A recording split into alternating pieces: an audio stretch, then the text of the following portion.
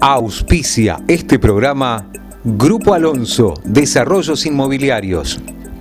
Presentando su complejo urbanístico Imperio, un desarrollo de prestigio y confianza en San Miguel.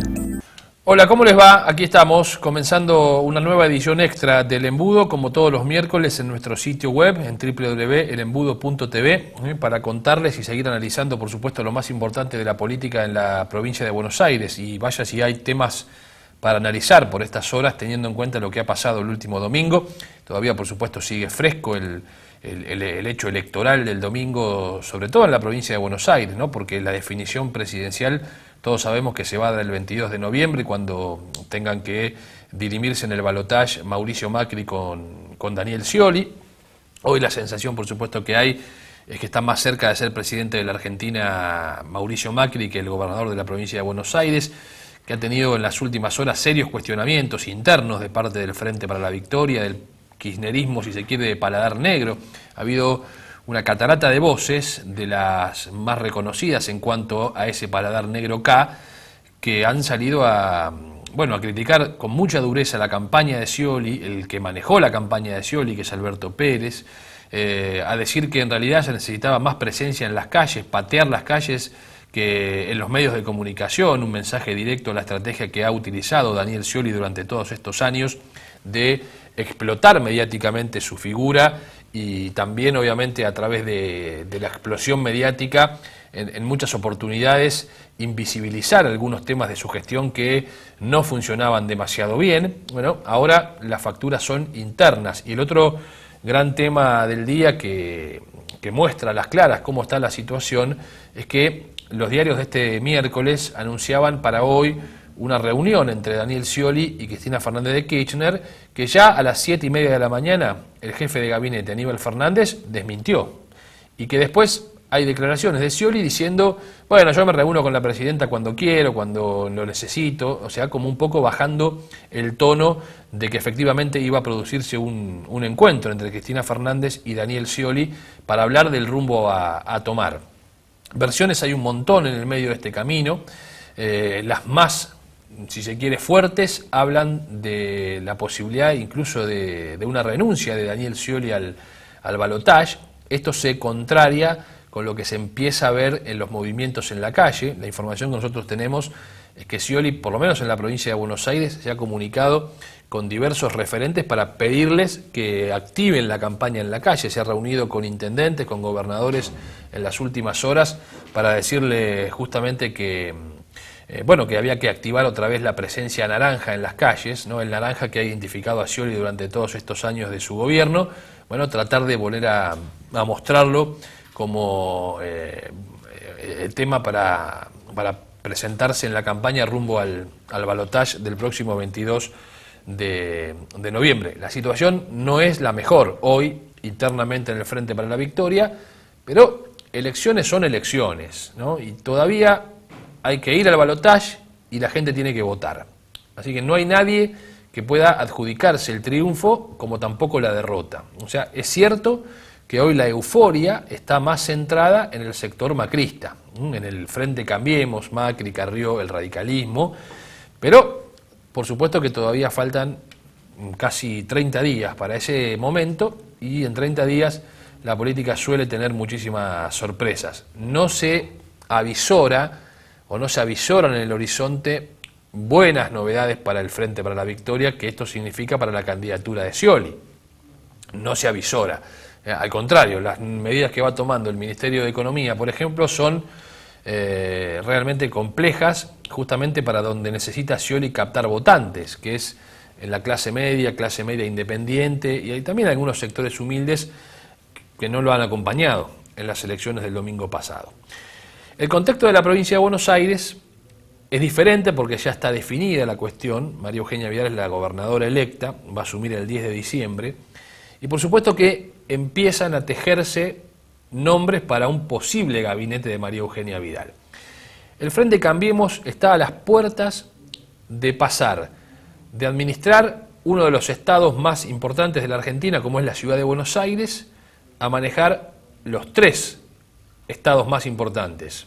La ciudad de Buenos Aires con Larreta, la provincia de Buenos Aires con María Eugenia Vidal y todo el país con Mauricio Macri. O sea, fíjense que si Macri es presidente va a tener los dos principales o dos de los principales estados argentinos en sus manos políticas o en su poder político bajo su signo de construcción política, que son la ciudad de Buenos Aires y la provincia de Buenos Aires. En este contexto empiezan a arrojarse algunos nombres que podrían acompañar a María Eugenia Vidal en la composición de su gabinete.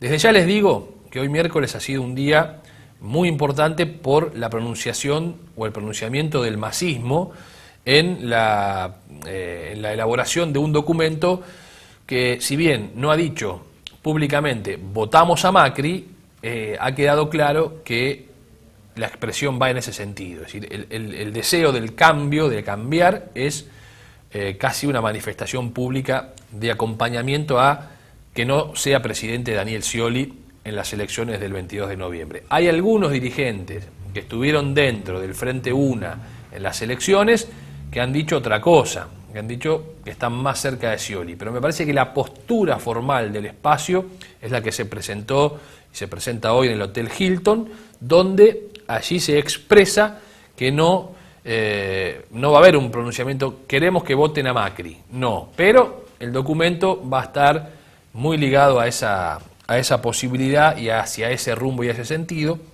Como adelantamos en nuestra cuenta de Twitter, el entendimiento de gobernabilidad con el posible presidente Macri va a ser más que nada parlamentario, tanto nacional como provincial. O sea, desde ahí me parece que se va a construir la relación de gobernabilidad, manteniendo el masismo, el Frente UNA, su independencia política. Me parece que puede llegar a haber algún integrante del espacio en el gabinete de María Eugenia Vidal, pero no va a ser una situación masiva de grandes nombres y de muchos nombres acompañando en el gabinete tanto nacional como provincial, si gana Macri en el nacional, por supuesto, pero sí va a haber, en principio, una idea de acuerdo de gobernabilidad. En la provincia de Buenos Aires sabemos que la legislatura bonaerense queda en minoría, o no tiene mayoría propia, no va a tener mayoría propia al Frente Cambiemos, y necesitará de la colaboración de las otras fuerzas políticas, y en este caso se torna más que importante el rol del masismo. Paradojas del destino, ¿no? Paradojas del destino. Hace 4 meses atrás, un poco más, a Massa lo daban prácticamente fuera de carrera en la política. No se iba a presentar, le decían que lo mejor era irse a la casa y esperar su próximo turno para ser presidente. Bueno, hoy está siendo uno de los actores, si no el más, fuera de Scioli y Macri, más importantes de la política argentina, porque están todos esperando su definición, que puede ser clave para volcar la balanza hacia uno o hacia otro sector en las elecciones del 22. Y ya en la provincia de Buenos Aires va a cumplir un rol fundamental. ¿Por qué? Porque tiene intendentes. Se ha quedado, es verdad, con menos intendentes que los que arrancó el proceso del Frente Renovador. Pero en este contexto, ¿cuánto podría tardar algunos intendentes del peronismo que han ganado sus elecciones y sus distritos en tratar de acoplarse al frente UNA de Sergio Massa? ¿Cuánto tiempo podrían tardar? Bueno, son preguntas que van quedando en el aire. Sí estamos en condiciones de afirmar que una de las versiones que corrió estos días sobre la posibilidad que Joaquín de la Torre sea parte del gabinete de María Eugenia Vidal, yo no lo veo posible, creo que no va a pasar eso. Es más, estoy seguro que el 10 de diciembre no va a ser Joaquín de la Torre parte del gabinete de María Eugenia Vidal. Joaquín de la Torre va a asumir la intendencia de San Miguel, se va a quedar en San Miguel gobernando el distrito, va a ser por supuesto sí un hombre importante en el diálogo con la gobernadora de la provincia de Buenos Aires, porque además tienen una relación personal, a punto tal que en su momento María Eugenia Vidal lo convocó para que lo acompañara en la fórmula provincial si es que había algún entendimiento con el masismo. El próximo domingo va a estar Joaquín de la Torre charlando con nosotros, hemos hecho una nota con él en las últimas horas, que obviamente la veremos completa el próximo domingo en nuestra edición del canal provincial de Telered, pero 2 cosas que les adelanto de la entrevista que confirma Joaquín de la Torre. Una es que no va a ser parte del gabinete de María Eugenia Vidal, y la segunda es que este será su último mandato como intendente de San Miguel. Lo va a decir públicamente el próximo domingo Joaquín de la Torre.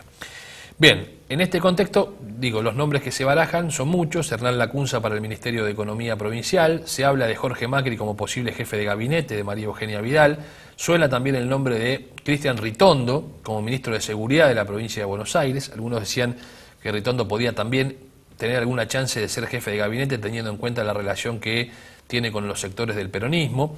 La verdad es que, por ejemplo, en algunos intendentes del conurbano no cayó muy bien el tema del manejo de Ritondo, sobre todo en el caso San Miguel, porque le adjudican a Ritondo y a Gustavo Pose la presencia y la insistencia de la candidatura de Octavio Frigerio, que en definitiva, digamos, cumplió un rol en estas elecciones y que fue un poco a contramano del espíritu que se ha visto en otros distritos del tipo de dirigente que presentó como candidato el PRO.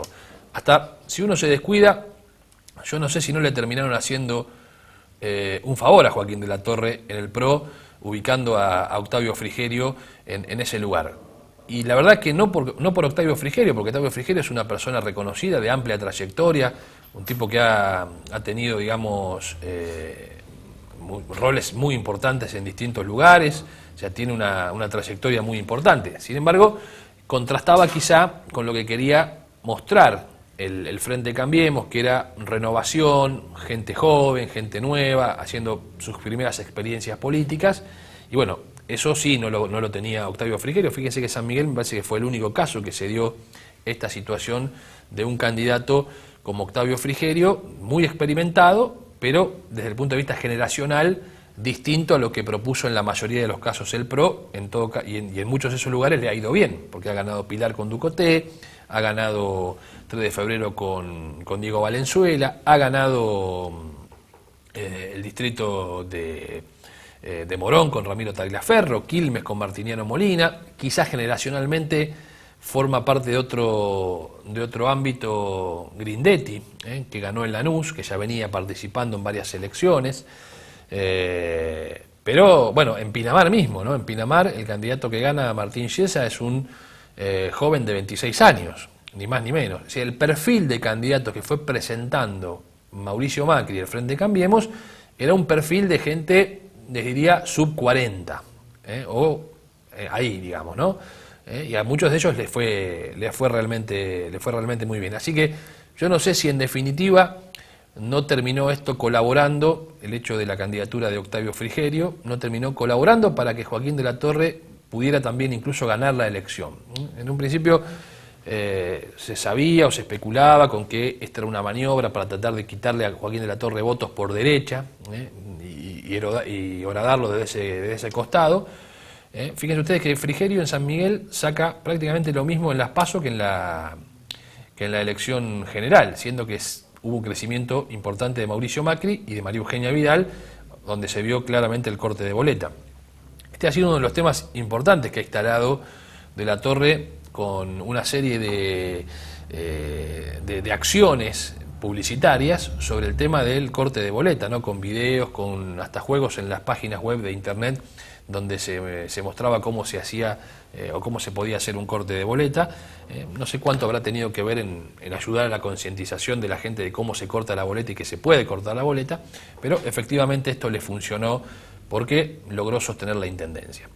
Se ha dado, en el caso de San Miguel, una particularidad. Ganó la presidencial Scioli, la gobernación María Eugenia Vidal y la categoría de intendente Joaquín de la Torre, es decir, un representante de las 3 principales fuerzas políticas por cada categoría.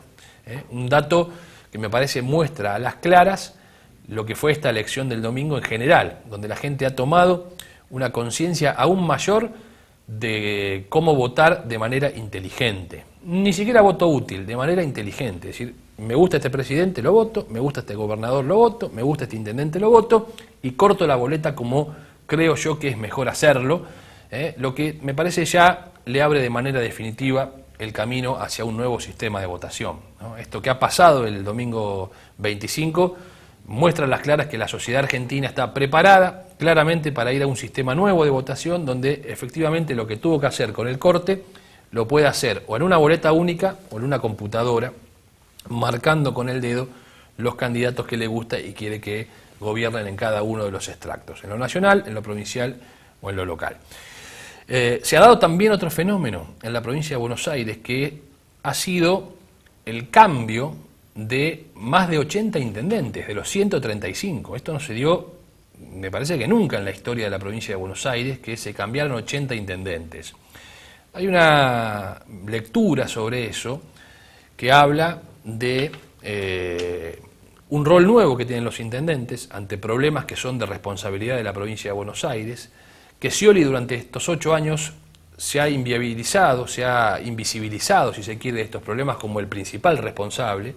Y entonces la gente tenía en su mente que si no funcionaba la salud, la responsabilidad del intendente; si no funcionaba las escuelas o estaban rotas las escuelas, la responsabilidad era de los intendentes; si no había seguridad, la responsabilidad también era de los jefes comunales; si no hay cloaca o agua corriente, también es culpa de los intendentes. Entonces ha centrado su mirada en los intendentes, ante un Scioli que hábilmente se ha hecho invisible ante estos temas para el imaginario de la responsabilidad pública. Y bueno, quizá muchos de los intendentes terminaron pagando el costo de eso, porque no funcionaban los hospitales, porque no funcionaban las escuelas, o porque no estaban bien las escuelas, o porque no había mayores obras de infraestructura como agua y cloacas. La culpa es del intendente, y quizá terminó castigando eso la gente, siendo que eso en realidad, en la mayoría de los casos, era una responsabilidad del gobernador Scioli, que ahora es el candidato a presidente del Frente para la Victoria. Yo creo que esto ha sido producto de dos fenómenos en estos años, ¿no? Por un lado, la fuerte impronta del Ejecutivo Nacional, primero con Kirchner y después con Cristina Kirchner, que han tratado de sobrepasar la figura de los gobernadores, tanto de Solá como después de Scioli, entablar ellos una relación directa con los intendentes en cuanto al envío de fondos, y también la habilidad de Scioli de utilizar mediáticamente la situación para él salir de el blanco de las críticas y de las responsabilidades que son efectivamente del gobierno de la provincia de Buenos Aires. Hay un caso tan concreto para esto que es el tema de los conflictos con los docentes y los salarios de los docentes. Cuando había un conflicto docente y Scioli no podía pagar los sueldos de los docentes, la gente le echaba la culpa a Cristina y decía: Cristina no le manda la plata. Era verdad que no le mandaba la plata, pero en realidad el responsable de pagar los sueldos era Scioli. Sin embargo, la gente se la agarraba con la presidenta de la República. Bueno, para esto podemos tomar un montón de ejemplos con relación a los intendentes. Si no había seguridad, y bueno, la gente iba a protestar al municipio, o va a protestar al municipio. Si se rompe un aula en una escuela, bueno, van y le dicen al intendente: intendente, fíjese, no se puede, pero esto es una responsabilidad de la provincia. No importa, la gente no tiene por qué saber de quién es la responsabilidad de cada uno. Creo que esa invisibilidad que ha tenido Scioli en esos aspectos negativos de su gobierno ha hecho que muchos intendentes, quizá al tener que hacerse cargo y no tener todas las herramientas para hacerse cargo de eso, tuvieran que pagar en algunos casos esta situación. No es el caso de todos, por supuesto, hay un montón de excepciones, hay intendentes que han trabajado bien y que por supuesto fueron reelectos, otros que también han tenido buena gestión y no han sido electos, quizá por otros motivos, por muchos años en el gobierno, por cuestiones políticas internas. Ahí, bueno, enorme cantidad de argumentos, porque si no sería desmenuzar uno por uno los casos de los 80 intendentes que se cambiaron en la provincia de Buenos Aires en estas últimas elecciones. Pero como fenómeno global, me parece que era interesante por lo menos hacer este análisis. Lo último, para cerrar, es muy importante también lo que está pasando, porque hay muchos intendentes que van a asumir el próximo 10 de diciembre desde el Frente para la Victoria, que en sus campañas enfrentaban a intendentes de la oposición y decían: bueno, ahora es el momento de que el municipio se alinee con el proyecto nacional y con el proyecto provincial. Bueno, se ha dado al revés. Hay muchos intendentes desde el Frente para la Victoria que van a asumir pensando un contexto, creían que iba a haber un contexto favorable provincial y quizá nacional también. Lo nacional todavía no está definido, pero lo provincial sí. Y bueno, en esa creencia decían: bueno, ahora vamos a tener la posibilidad de contar con recursos para hacer obras y demás. Bueno, ahora es otra historia, porque hay muchos intendentes del Frente para la Victoria que asumen con gobiernos provinciales y quizá el gobierno nacional de otro signo político. Yo tengo la sensación, por lo que además en su momento conversé con María Eugenia Vidal, que la impronta de María Eugenia Vidal es muy distinta a esto de castigar al que piensa distinto, de no darle fondos porque en realidad no es de su espacio político. Me parece que no viene con esa impronta María Eugenia Vidal. Creo que es absolutamente distinto el pensamiento en ese sentido. Creo que los intendentes, cualquiera sea la fuerza política, van a poder trabajar con María Eugenia Vidal e incluso con Mauricio Macri si es presidente de la Argentina, pero también es cierto que no es lo mismo cuando vos estableces un vínculo hasta, si se quiere, afectivo y amistoso por formar parte de un mismo espacio político, que cuando vos no lo tenés y formás parte de otro espacio político que también podrá tener exigencias políticas en cuanto a los alineamientos nacionales y provinciales, y eso puede afectar también la relación con los municipios. Es verdad que hay que diferenciar gestión con política, que no debe ser siempre lo mismo, que no debe mezclarse lo partidario con la gestión, porque la gestión termina pagando la gente si no se hacen las cosas. Pero claro, venimos de 12 años donde se ha aplicado casi con mano de hierro esa teoría y esa forma de hacer política, ¿no? Es decir, no pensás como yo, no tenés obras, no tenés fondos, te castigamos. Entonces se ha instalado de tal forma eso, que bueno, va a llevar, me parece, un tiempo, hasta que se empiece a demostrar lo contrario, de que efectivamente se respira un aire nuevo, al menos por ahora en la provincia de Buenos Aires, al menos por ahora en la provincia de Buenos Aires, y seguramente si Macri gana, también en el orden nacional, porque nadie tiene margen para seguir pretendiendo hacer lo mismo que hizo el cristinismo, que ha provocado una enorme grieta en los argentinos, una enorme grieta de división entre si vos pensás distinto, sos nuestro enemigo, no nuestro adversario político, nuestro enemigo, y al enemigo ni consideración, al enemigo ni consideración. Bueno, me parece que este tiempo se termina en la Argentina, eso es una buena noticia. Aún, miren, aún ganando Scioli, creo que no tiene ni siquiera margen para establecer esta lógica de vinculación política con otros sectores de la Argentina, porque la gente claramente y de forma masiva así lo ha expresado el último 25 de octubre. Bien, llegamos al final de esta edición extra del Embudo. Nos reencontramos con ustedes el próximo domingo en el clásico encuentro del canal provincial a las 21 horas. Esperemos que con Boca campeón para esa hora, ¿no? Esperemos que con Boca campeón para esa hora el domingo. Y bueno, en cualquier momento, por supuesto, seguimos contándole más detalles de lo que creemos pasa en la política de la provincia de Buenos Aires. El próximo domingo los espero en Canal Provincial. Les repito, va a estar con nosotros conversando, entre otras cosas, Joaquín de la Torre, el intendente de San Miguel, que ha ganado nuevamente su reelección. Muchas gracias, a cualquier momento. Auspició este programa Grupo Alonso, Desarrollos Inmobiliarios, presentando su complejo urbanístico Imperio, un desarrollo de prestigio y confianza en San Miguel.